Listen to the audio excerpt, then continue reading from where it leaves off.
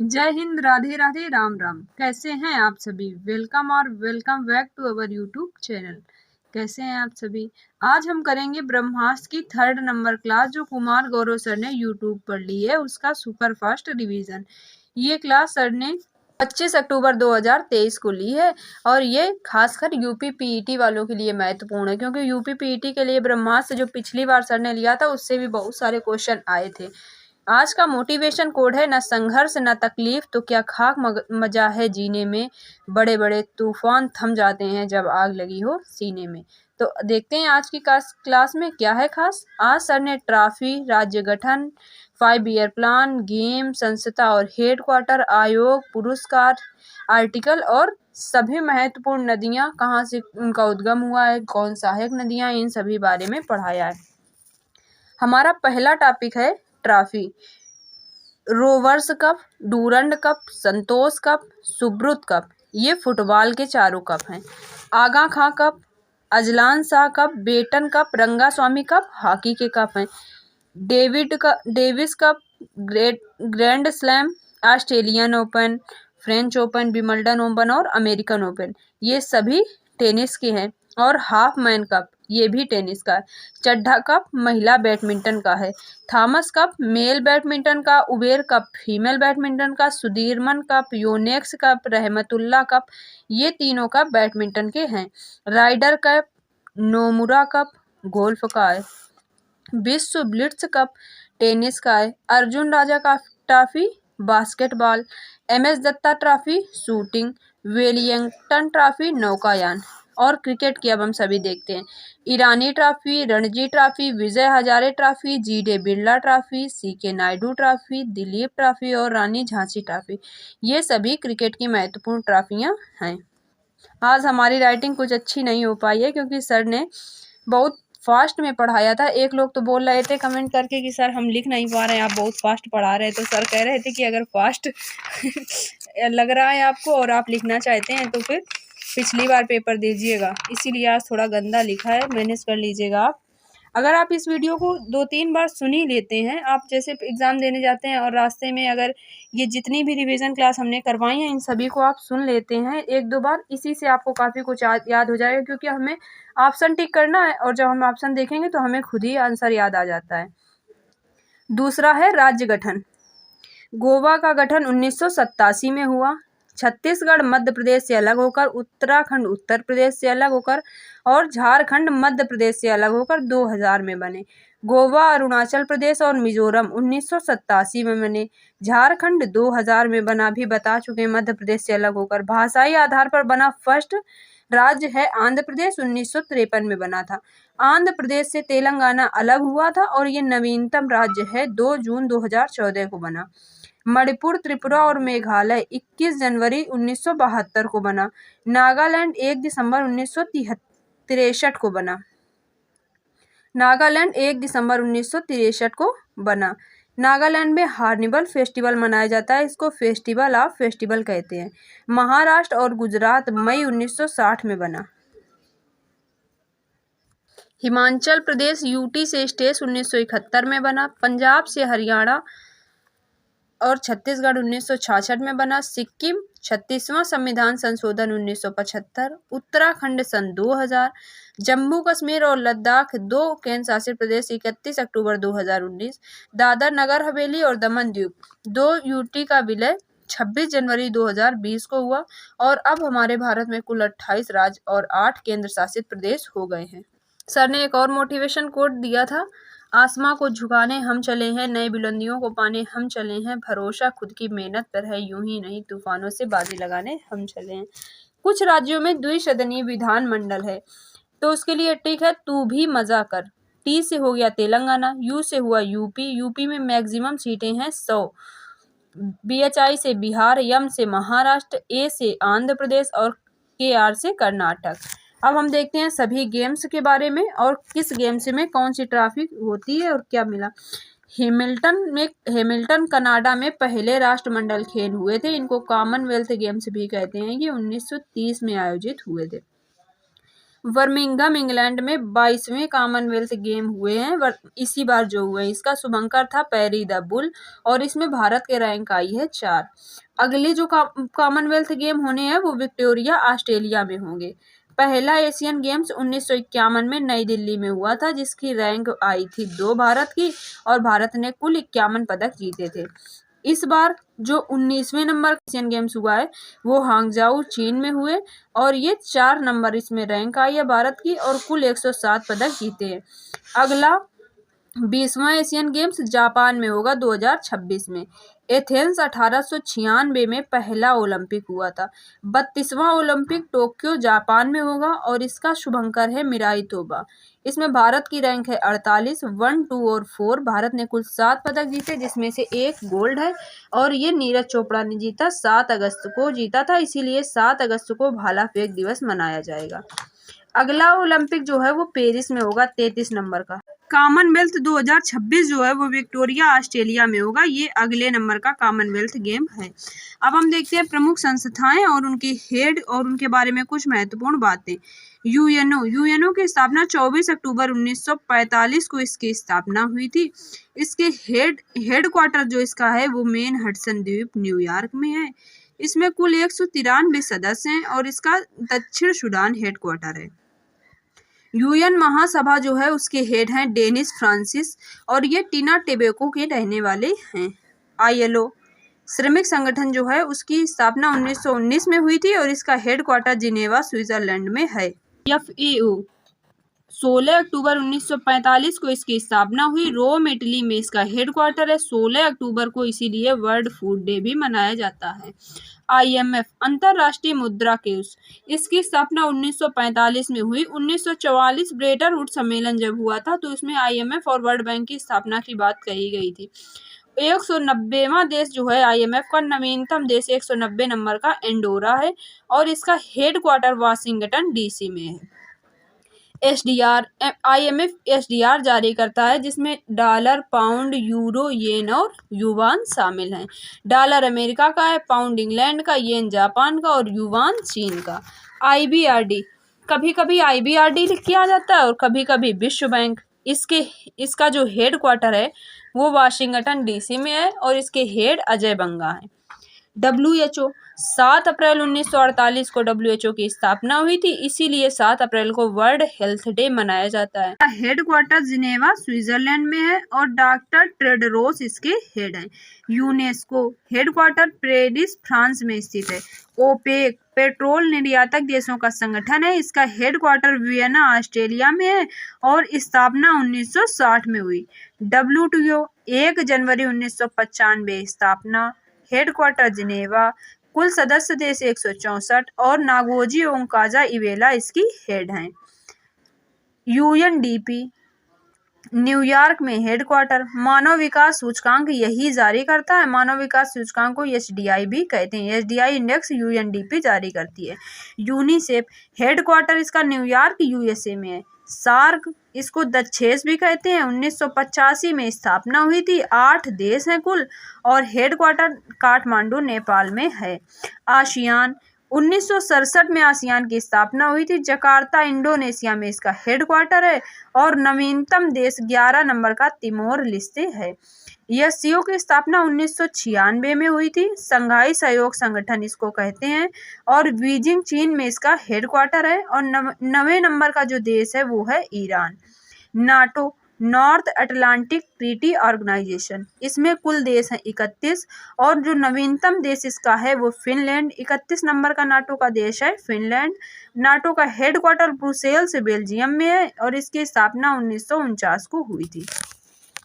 EU European union, इसमें कुल 27 देश हैं और ब्रेक्जिट कहते हैं इंग्लैंड को यूरोपियन यूनियन से अलग होने के लिए। इसका हेड क्वार्टर ब्रुसेल्स है और इसकी मुद्रा यूरो है। एमनेस्टी इंटरनेशनल 1967 में इसकी स्थापना हुई और इसका हेड क्वार्टर लंदन में है।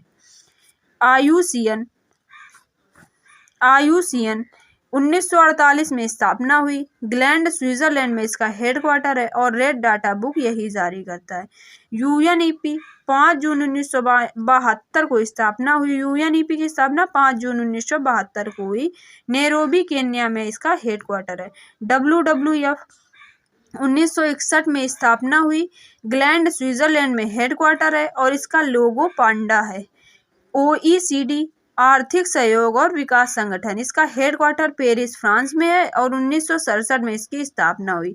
इंटरपोल इंटरनेशनल पुलिस इसका फुल फॉर्म होता है। इसकी बैठक अभी हाल ही में नई दिल्ली में हुई थी और इसकी स्थापना 1923 में हुई थी। इंटरपोल का हेडक्वार्टर लियोन्स फ्रांस में है। ADB 1966 में इसकी स्थापना हुई। मनीला फिलीपींस में इसका हेडक्वार्टर है। अंतर्राष्ट्रीय न्यायालय द हेग नीदरलैंड में स्थित है। अब हम देखते हैं पुरस्कार के बारे में। अगर आप सभी रिवीजन क्लास देखना चाहते हैं तो डिस्क्रिप्शन बॉक्स में हमने लिंक दी गई है, उसको देखिए और हमारे चैनल को भी लाइक शेयर और सब्सक्राइब कीजिए, क्योंकि डेली रिवीजन क्लास ऐसे ही हम अपलोड करते रहते हैं और 6 बजे वाली सुबह की करंट अफेयर क्लास भी डेली कराते हैं 10 बजे तक। डॉक्टर सर्वपल्ली राधाकृष्णन, चक्रवर्ती राजगोपालाचारी और CV रमन, इन तीनों लोगों को पहला भारत रत्न पुरस्कार 1954 में मिला था। भारत रत्न जो पहले नंबर का हुआ था इन्हीं तीनों लोगों को मिला था। प्रणब मुखर्जी, भूपेन हजारिका और नानाजी देशमुख, इनको 2019 में भारत रत्न मिला। इसके बाद भारत रत्न नहीं दिया गया। जी शंकर कुरूप, पहला ज्ञानपीठ पुरस्कार जी शंकर कुरूप को मिला 1965 में और ये मलयालम भाषा के लिए इनको दिया गया था। 57 ज्ञानपीठ पुरस्कार दामोदर मौजा को मिला, ये कोंकणी भाषा में लिखते हैं।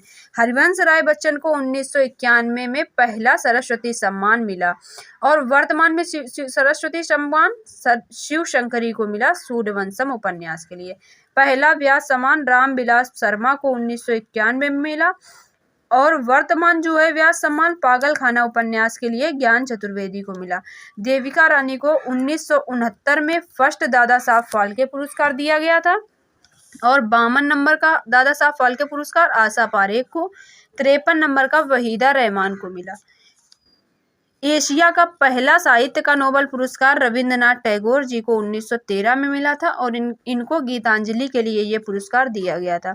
रेड क्रॉस को 3 बार नोबेल पुरस्कार मिल चुका है, 1917 में, 1944 में और 1963 में। रेड क्रॉस की स्थापना हेनरी ड्यूरेट ने की थी, इसीलिए इनको पहला शांति का नोबेल पुरस्कार इन्हीं को दिया गया था। एक्सरे की खोज रॉन्टजन ने की थी, इसीलिए इनको फिजिक्स का पहला नोबेल पुरस्कार दिया गया था। मेडिसिन का जो पहला नोबेल पुरस्कार है वो एडवर्ड जेनर को मिला था। चेचक का टीका इन्होंने खोजा था। अरुंधति राय पहली भारतीय महिला हैं जिनको मैन बुकर अवार्ड दिया गया है। अरुंधति राय ने the God of small things book लिखी है। पहले भारतीय मैन बुकर अवार्ड पाने वाले पहले भारतीय हैं VS नायपाल, इन ए फ्री स्टेट इनकी बुक है। और अरुंधति राय ने पहला भारतीय महिला है जिनको मैन बुकर अवार्ड मिला है, इनकी बुक है the God of small thing. Salman Rushdie midnight children इनका उपन्यास है और अरविंद अडिगा इनका द वाइट टाइगर इनकी बुक है।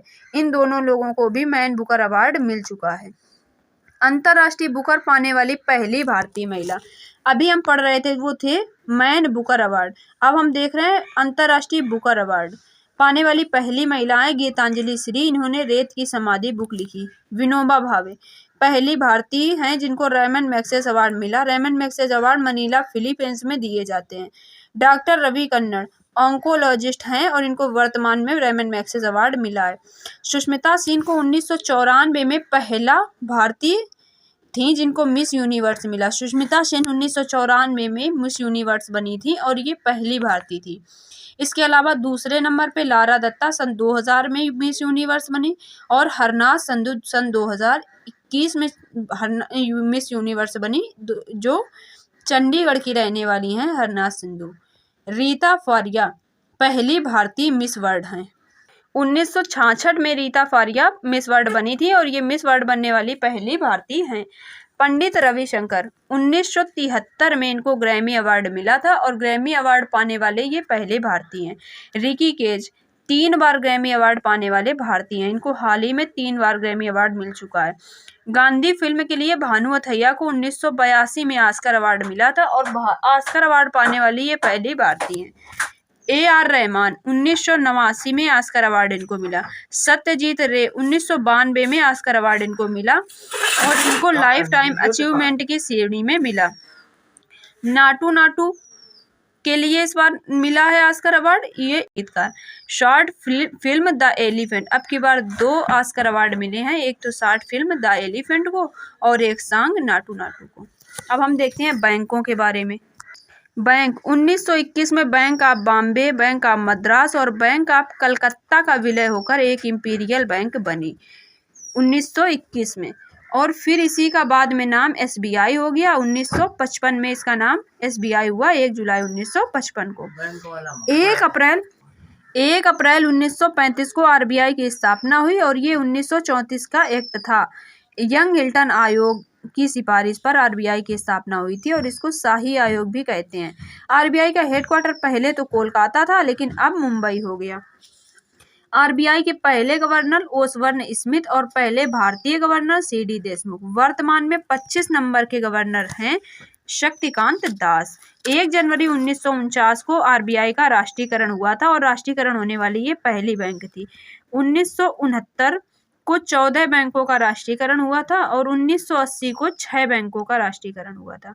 1982 12 जुलाई 1982 को नाबार्ड की स्थापना हुई थी और ये शिवरमन समिति की सिफारिश पर इसकी स्थापना हुई थी और इसका हेडक्वार्टर मुंबई में है। 1990 में सिडबी की स्थापना हुई, इसका हेडक्वार्टर लखनऊ में है। ये हमारे लिए इम्पोर्टेंट है, small industrial development bank of India. अनुच्छेद आर्टिकल 1 इंडिया और भारत इसमें लिखा हुआ है, राज्यों का संघ है। अब हम देखते हैं अनुच्छेद, क्योंकि अनुच्छेद से भी 1-2 प्रश्न जरूर आते हैं। दूसरा अनुच्छेद नए राज्य का प्रवेश। तीसरा सीमा, नाम और चेंज। 14 नंबर का अनुच्छेद विधि का शासन या विधि के समक्ष समता। अनुच्छेद 17 अस्पृश्यता का अंत। आर्टिकल नंबर 18 उपाधियों का अंत। DPSP जो है वो आयरलैंड से लिए गए हैं और फंडामेंटल राइट सोवियत संघ से। आर्टिकल 19 फर्स्ट ए विचार और अभिव्यक्ति की स्वतंत्रता। आर्टिकल 21 प्राण और दैहिक स्वतंत्रता। आर्टिकल 21 से शिक्षा का अधिकार। 86वां संविधान संशोधन 2002। आर्टिकल 23 बेगार प्रथा, मानव अंगों की तस्करी को रोकना। आर्टिकल 25 अंतःकरण की स्वतंत्रता, धार्मिक स्वतंत्रता, कोई व्यक्ति कोई भी धर्म अपनाए या इस प्रकार की स्वतंत्रता। आर्टिकल 32 संवैधानिक उपचारों का अधिकार, इससे 5 प्रकार की रिट जारी होती है और आर्टिकल 32 को BR अम्बेडकर जी ने संविधान की आत्मा भी कहा है। आर्टिकल 39 से फ्री लीगल एड, निःशुल्क कानूनी सहायता, इसी के तहत नालसा की स्थापना हुई है। आर्टिकल 40 ग्राम पंचायत का गठन। आर्टिकल 44 समान नागरिक संहिता। आर्टिकल 48A पर्यावरण संरक्षण। आर्टिकल 50 कार्यपालिका न्यायपालिका की शक्ति का पृथक्करण। आर्टिकल 51 विश्व में शांति अर्थात भारत की विदेश नीति। आर्टिकल 51A मौलिक कर्तव्य। वर्तमान में 11 मौलिक कर्तव्य हैं और ये सोवियत संघ से मौलिक कर्तव्यों को लिया गया है। मौलिक कर्तव्यों के लिए समिति है सरदार स्वर्ण सिंह समिति। आर्टिकल 52 राष्ट्रपति। आर्टिकल 53 राष्ट्रपति की कार्यपालिका शक्ति। आर्टिकल 54 राष्ट्रपति के निर्वाचन के लिए निर्वाचन मंडल, इसमें इलेक्टेड MP और MLA शामिल होते हैं। आर्टिकल 55 अप्रत्यक्ष निर्वाचन एकल संक्रमणीय मत पद्धति से होती है। आर्टिकल 56 कार्यकाल। आर्टिकल 60 शपथ, राष्ट्रपति की शपथ CGI दिलाते हैं, chief justice of India. Article 41 महाभियोग। आप राइटिंग पर मत जाइएगा सर, इतना फास्ट पढ़ा रहे थे कि हम लिख ही पाए हैं, यही बहुत है। आर्टिकल 61 महाभियोग। आर्टिकल 60 शपथ। आर्टिकल 61 महाभियोग। आर्टिकल 63 उपराष्ट्रपति। आर्टिकल 64 उपराष्ट्रपति राज्यसभा का सभापति होता है। आर्टिकल 71 राष्ट्रपति और उपराष्ट्रपति के चुनाव का जो भी विवाद होगा उसका निपटारा सुप्रीम कोर्ट करेगा।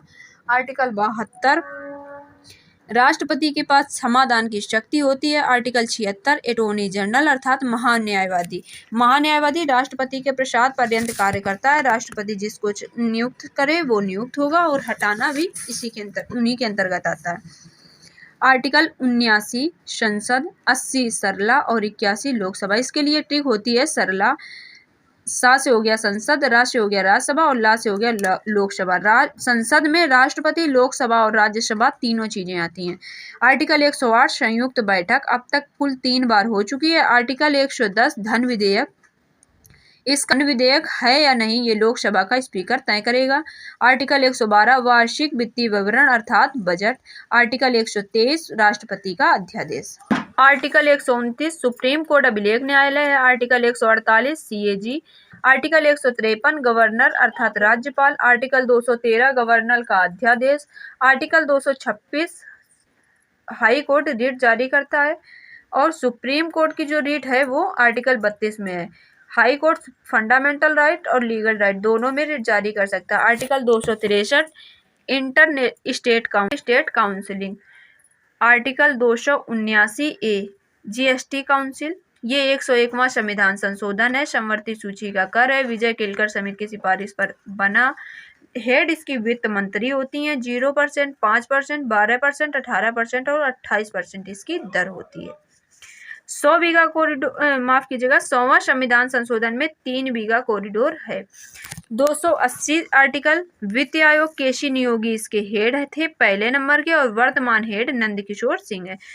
301 संपत्ति का अधिकार। 315 यूपीएससी। आर्टिकल 324 निर्वाचन आयोग। 338 ए एनएसएसटी 89वां संविधान संशोधन। आर्टिकल 343 संघ की राजभाषा। आर्टिकल 352 राष्ट्रीय आपातकाल अब तक 3 बार लगा है। आर्टिकल 356 राष्ट्रपति आपात। आर्टिकल 360 वित्तीय आपातकाल एक भी बार नहीं लगा। आर्टिकल 368 संविधान संशोधन, ये साउथ अफ्रीका से लिया गया और ये भाग 20 में है। अब हम देखते हैं प्रमुख नदियों के बारे में। आपको ये वीडियो कैसा लगा कमेंट सेक्शन में लिखकर जरूर बताइएगा। भारत की नदियों के बारे में पढ़ते हैं। सिपकला दर्रा हिमाचल प्रदेश में है। सतलुज नदी भारत में इसी से प्रवेश करती है। लिपू लेक उत्तराखंड में। नाथुला दर्रा सिक्किम में। बोमडिला दर्रा अरुणाचल प्रदेश में। अलकनंदा और भागीरथी नदी का संगम देवप्रयाग में होता है।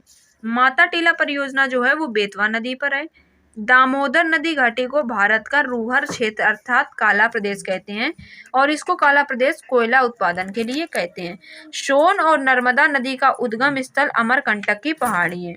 गंगेटिक डॉल्फिन को 5 अक्टूबर 2009 को राष्ट्रीय जलीय जीव का दर्जा दिया गया था। ब्रह्मपुत्र नदी को तिब्बत में शांगपो कहते हैं। कामेंग, लोहित, तीस्ता, मानस और ब्रह्मपुत्र की सहायक नदियां हैं। कामेंग, लोहित, तीस्ता और मानस ये सभी नदियां ब्रह्मपुत्र की सहायक नदियां हैं। माजुली द्वीप ब्रह्मपुत्र पर स्थित है। नर्मदा, ताप्ती, माही अरब सागर में गिरती है। महानदी गोदावरी, कृष्णा, कावेरी बंगाल की खाड़ी में गिरती है। नासिक में गोदावरी नदी है और गोदावरी नदी जो है वो त्र्यंबकम पहाड़ी से निकलती है। इंद्रावती, पेनगंगा गोदावरी की सहायक नदियां हैं। तुंगभद्रा, कोयना कृष्णा नदी की सहायक नदियां हैं और कृष्णा नदी पर ही अलमाटी बांध है। अगर आप ऐसे देखें कि ये अरब सागर है और ये बे ऑफ बंगाल है तो अरब सागर में माही, नर्मदा और ताप्ती नदियां गिरती हैं। महानदी गोदावरी, कृष्णा और कावेरी बे ऑफ बंगाल में गिरती हैं। तुंगभद्रा, कोयना कृष्णा की सहायक नदियां और कृष्णा नदी पर अलमाटी बांध स्थित है। कृष्णा नदी का उद्गम महाबलेश्वर महाराष्ट्र से होता है। कुर्ग के ब्रह्मगिरी पर्वत से कावेरी नदी निकलती है और कावेरी नदी पर मैटूर बांध तमिलनाडु में स्थित है। हेमवती, काबिनी, कावेरी कीशा नदी है। कावेरी में उत्तर पूर्वी मानसूनी हवा अर्थात लौटती हुई हवा से पानी मिलता है। जोग जलप्रपात शरावती नदी पर स्थित है और शरावती नदी कर्नाटक में जोग जलप्रपात है। इडुक्की बांध पेरियार नदी केरल पर है। धुआंधार जलप्रपात जबलपुर मध्य प्रदेश नर्मदा नदी पर है और इसी पर ओमकारेश्वर बांध भी है। नीति आयोग की स्थापना 1 जनवरी 2015 को हुई थी। इसके हेड प्रधानमंत्री होते हैं। उपाध्यक्ष सुमन बहरी और बीवीआर सुब्रमण्यम इसके सीईओ हैं। सहकारी संघवाद सिद्धांत पर नीति आयोग काम करता है। अगर आप हमारे चैनल से पहले से जुड़े हैं तो आपको पता होगा कि ये सब जो हैं ये सब सर पहले भी पढ़ा चुके हैं और उसका रिवीजन हम लोग कर भी चुके हैं तो हमें याद करने में अब अधिक दिक्कत नहीं होगी। अब हम देखते हैं पंचवर्षीय योजना। 12 पंचवर्षीय योजना है। 1951 से 56 पहली पंचवर्षीय योजना नदी घाटी परियोजना इसी में आई थी और कृषि पर बल दिया गया। हैरम डॉमर मॉडल पर यह आधारित थी। 1956 से 61 दूसरी पंचवर्षीय योजना, इसमें दुर्गापुर, भिलाई, राउरकेला की स्थापना की गई थी। दुर्गापुर पश्चिम बंगाल में स्थित है। इंग्लैंड की मदद से स्थापित किया गया था। भिलाई छत्तीसगढ़ में है। रूस की मदद से स्थापित किया गया। राउरकेला उड़ीसा में या जर्मनी की मदद से स्थापित हुआ। 1956 से 61 में उद्योगों पर विशेष ध्यान दिया गया, जबकि जो पहली पंचवर्षीय योजना 1951 से 56 था, इस पर कृषि पर बल दिया गया था। 1961 से 66 इसमें थर्ड 5 ईयर प्लान था। ये तीसरी पंचवर्षीय योजना। बोकारो स्टील प्लांट झारखंड में स्थापित हुआ रूस की मदद से। 67, 68 और 69 में योजना अवकाश था।